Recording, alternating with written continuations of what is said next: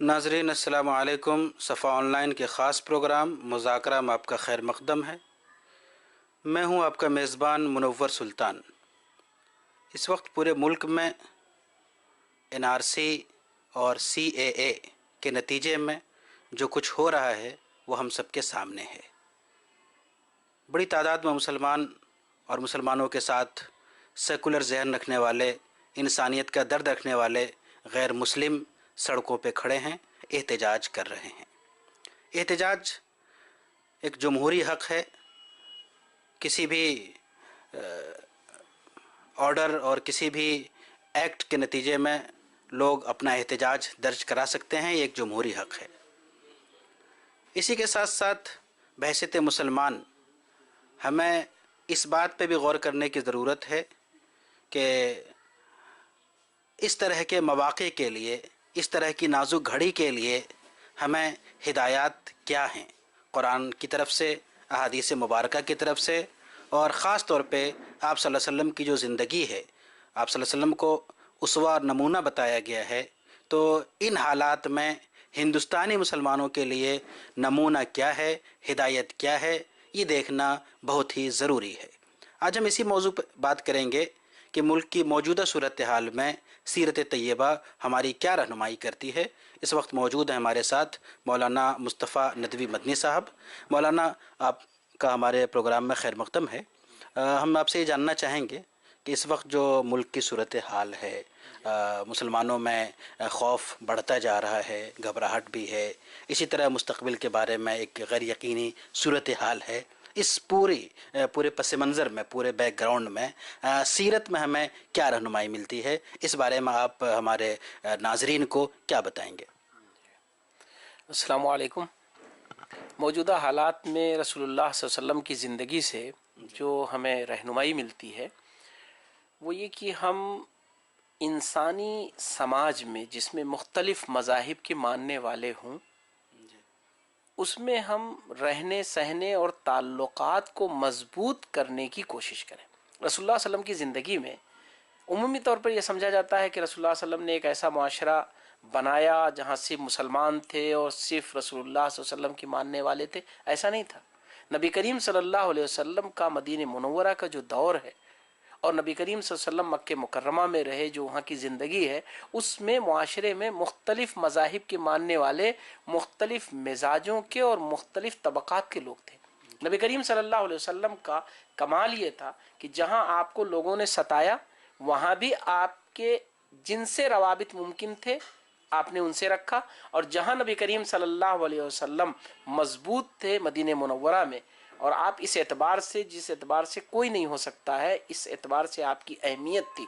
लेकिन रसूलुल्लाह सल्लल्लाहु अलैहि वसल्लम ने वहाँ के कबाइल को, वहाँ के अलग अलग मज़ाहिब के मानने वालों को, वहाँ अलग अलग रहने वाले अफराद को नबी करीम सल्लल्लाहु अलैहि वसल्लम ने बाहम मुतारफ़ कराया। ये जो तारुफ की कैफियत है, ये समाजी ज़िंदगी की वो कड़ी है जो समाज को मुतमईन बनाती है। तो आज के हालात में सीरत की रोशनी में रसूलुल्लाह सल्लल्लाहु अलैहि वसल्लम की ज़िंदगी से हमको जो सबक मिलता है वो ये कि हम मुआशरती सतह पर तारुफ और हम आहंगी का एक माहौल बनाएं। ये हमारी बहुत बड़ी ज़रूरत है। इस वक्त हम ये देख रहे हैं कि माशाल्लाह मुसलमानों के साथ बहुत से बिरादरान वतन साथ में खड़े हैं, वो भी एहतजाजों में शरीक है और वो अपनी आवाज़ बुलंद कर रहे हैं। तो इस तनाजुर में गैर मुस्लिम भाइयों के साथ किस तरह तालमेल होना चाहिए, इस हवाले से हमें सीरत से क्या रहनुमाई मिलती है? जी, रसूलुल्लाह सल्लल्लाहु अलैहि वसल्लम ने एक बहुत ज़बरदस्त बात कही है, उनसुर अखाका ज़ालिमन औ मज़लूमन, तुम अपने भाई के मददगार बन जाओ, ख्वाह वो जालिम हो या मजलूम। रसूलुल्लाह सल्लम से पूछा गया, रसूलुल्लाह सल्लम मजलूम के मददगार तो बनना समझ में आता है, जालिम की मदद? तो रसूलुल्लाह सल्लम ने फरमाया, जालिम को जुल्म से रोक दो, ये उसकी मदद है। तो आज के जो इस समाज में है, जिसमें हमारे गैर मुस्लिम भाई बड़े पैमाने पर वो खड़े हो गए हैं कि जुल्म जो आइंदा मुतवक्के है, इस कानून के ज़रिए जो मुमकिन है, उसका खदशा है कि जुल्म हो किसी कम्युनिटी पर, किसी इलाके पर, किसी ख़ास उस तबके पर जो कमज़ोर हो और जिसके पास अपनी ज़रूरियात की वो डॉक्यूमेंट्स ना हो जिसकी बुनियाद पर वो डिस्टर्ब हो जाए। तो ऐसे मजलूम का साथ देना और ऐसे लोगों का जुल्म उनसे रोकना जो जुल्म का वो مزاج بنا رہے ہیں یا جو ظلم کرنے کے لیے ایک سسٹم کو وہ چاہتے ہیں کہ سسٹم کی بنیاد پر ظلم کریں. دنیا میں دو طرح کے ظلم ہوتے ہیں. ایک ظلم وہ ہوتا ہے جو مکے میں نبی کریم صلی اللہ علیہ وسلم پر کیا گیا بغیر کسی سسٹم کے، یعنی رسول اللہ صلی اللہ علیہ وسلم دعوت دے رہے تھے تو ظلم کرنے کی کوئی وجہ نہیں تھی، آپ ان کی دعوت کو نہ مانیں، لیکن مکے والوں کا کہنا تھا کہ نہیں، ہم آپ کو دعوت کا کام نہیں کرنے دیں گے، چاہے آپ روپے پیسے سے مان جائیے اور نہیں تو ہم طاقت کا سہارا لیں گے. نبی کریم صلی اللہ علیہ وسلم نے اس موقع پر بھی کبھی ظلم کا ساتھ نہیں دیا، اور ایسے لوگوں کو آپ نے تلاش کیا جو ظلم کے خلاف کھڑے ہو. مکے میں بھی کتنے ایسے لوگ ہیں جو رسول اللہ صلی اللہ علیہ وسلم پر ایمان نہیں رکھتے تھے لیکن ظلم کی وجہ سے نبی کریم صلی اللہ علیہ وسلم کے ساتھ کھڑے ہوتے تھے. شیب ابی طالب میں ایسے لوگ بھی گئے تھے جو لوگ کی مسلمان نہیں تھے لیکن وہ چونکہ رسول اللہ صلی اللہ علیہ وسلم پر ظلم ہوا تھا اس لیے وہ رسول اللہ صلی اللہ علیہ وسلم کے ساتھ کھڑے ہوئے تھے. تو سماجی ضرورت ہے ظلم کے خلاف کھڑا ہونا. بظاہر آج ظالم یہ کہے کہ ہمارا بظاہر آج یہ لگے، ظالم کبھی کہتا نہیں ہے، لگے ایسا کہ یہ ظلم کا شکار فلاں ہوگا، نہیں، ظلم کا شکار کوئی ہوگا، اس سے بحث نہیں ہے. ظلم کے خلاف سماج کو اٹھنا چاہیے، وہی سماج مطمئن سماج ہوگا، اچھا سماج ہوگا اور بہتر سماج ہوگا. تو آج جو ہم ماحول دیکھ رہے ہیں یہ الحمدللہ یہ رسول اللہ صلی اللہ علیہ وسلم کی ایک خواہش تھی. صلی اللہ علیہ وسلم نے فرمایا کہ اگر آج بھی حلف الفضول یعنی ایک ایسا معاہدہ ہو جس میں کسی مذہب کے ماننے والے کسی بھی علاقے اور کسی بھی نسل اور رنگ اور لاجک کے لوگ ہوں لیکن اگر وہ ظلم کے خلاف کہیں کھڑے ہو کر کے ایک ایسا معاہدہ کرتے ہیں کہ کسی پر ظلم سماج پر نہیں ہوگا تو رسول اللہ صلی اللہ علیہ وسلم نے فرمایا میں اس معاہدے کا ایک حصہ بننا چاہتا ہوں. آج جو لوگ اس کام کو کر رہے ہیں یقینی طور پر سیرت کی روشنی میں ان کے لیے بڑی ہمت افزائی ہے، بہت حوصلہ ہے کہ انہیں ظلم کے خلاف کھڑا ہونا چاہیے اور مسلمانوں کو چاہیے کہ تمام لوگوں کے ساتھ ظلم کا مقابلہ کرنے کے لیے ہم آہنگی بنائیں اور ان کے ساتھ کھڑے ہونے میں کسی قسم کی کوئی جھجک نہ محسوس کریں بلکہ اس سلسلے میں ان کو اپنا بھائی سمجھیں.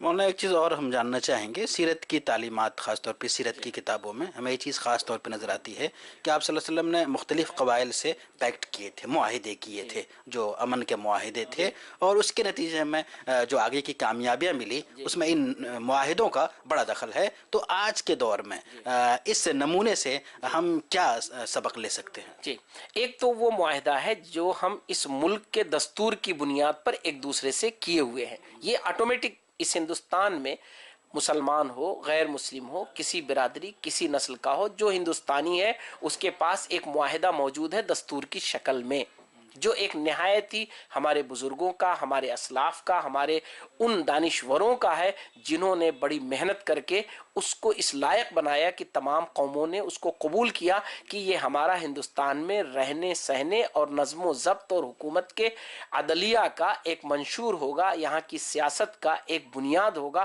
وہ ہے دستور. تو یہ معاہدہ ہمارے پاس موجود ہے پہلے سے. فوری طور پر کچھ حالات کی بنیاد پر کچھ معاہدے کرنے ہوتے ہیں، وہ طے بات ہے. ہمیں چاہیے کہ ہم مختلف علاقائی طور پر اور مختلف مذاہب کی سطح پر پائی جانے والے گروپس، میں تنظیموں کی بات نہیں کر رہا ہوں کیونکہ تنظیمیں ہندوستان میں بہت مختصر ہیں اور یہ سماجک مسئلہ ہے، یہ تنظیموں سے صرف نہیں حل ہو سکتا ہے. تنظیمیں اپنا رول ادا کریں گی لیکن سماج میں پائے جانے والے مختلف گروپس، مختلف طبقات، مختلف چھوٹے چھوٹے یونٹس، ان یونٹس کے مابین ہمیں یہ بات لانی چاہیے کہ آئیے ہم سب ایک معاشرے میں رہتے ہیں اس لیے ہم آپس میں معاہدہ کریں اور اس میں بڑھ چڑھ کر ہمیں حصہ لینا چاہیے. ہم جس محلے میں رہتے ہیں، جس شہر میں رہتے ہیں، جس علاقے میں رہتے ہیں، جس گلی میں رہتے ہیں، ہمارا آپس میں ایک دوسرے کے ساتھ اس بات پر معاہدہ ہو کہ ہم ایک دوسرے کے کام آئیں گے، ایک دوسرے کی حفاظت کریں گے، ایک دوسرے کی مدد کریں گے، ایک دوسرے کا ساتھ دیں گے، ایک دوسرے کے غم میں ہم اس کے ساتھ شریک رہیں گے اور خوشیوں میں بھی ہم ایک دوسرے کا انشاءاللہ ساتھ دیں گے. یہ یقینی طور پر ہمیں مختلف قسم کے مختلف سطحوں پر معاہدے کی ایسی شکل بنانی چاہیے کہ جو ہمارے یہاں رچ بس جائے اور جس کی بنیاد پر ہمیں محسوس ہو کہ ہم ایک دوسرے کے ساتھ جڑے ہوئے. آپ نے بہت اہم بات کہی کہ ایک دوسرے کے دکھ درد میں شریک ہونا. اگر ہم ہندوستانی سماج کی بات کریں تو مسلمانوں کو یہ پیغام ملا تھا کہ دوسروں کے دکھ درد میں وہ شریک ہوں. لیکن عملاً ہم دیکھ رہے ہیں کہ عام طور پہ مسلمان جب ہمارے بھائی کے ساتھ کوئی مسئلہ ہوتا ہے، ان کے جو معاشی مسائل ہیں اور دیگر مسائل ہیں، جب وہ احتجاج کر رہے ہیں، کھڑے ہوتے ہیں، تو اس میں ہم یعنی مسلمانوں کی طرف سے لوگ بہت کم شریک ہوتے ہیں. یہ مزاج نہیں ہے. اس بارے میں آپ کیا کہیں؟ ہاں، یہ ایک پہلو ہے. اصل کیا ہوا ہے کہ ہندوستان میں چونکہ سیکولرزم ہے، جمہوریت ہے، اس بنیاد پر حقوق کے لیے جب کوئی قوم کھڑی ہوتی ہے یا کوئی تنظیم کھڑی ہوتی ہے، کوئی برادری کھڑی ہوتی ہے، تو عمومی طور پر یہ مانا جاتا ہے کہ یہ تنظیم، یہ برادری، یہ اپنے مسئلے کو حل کرے گی. حالانکہ مسلمانوں کو چاہیے تھا کہ ظلم کے خلاف ہونے والی ہر کوشش کا وہ حصہ بنے. یہ ان کی دینی ذمہ داری ہے.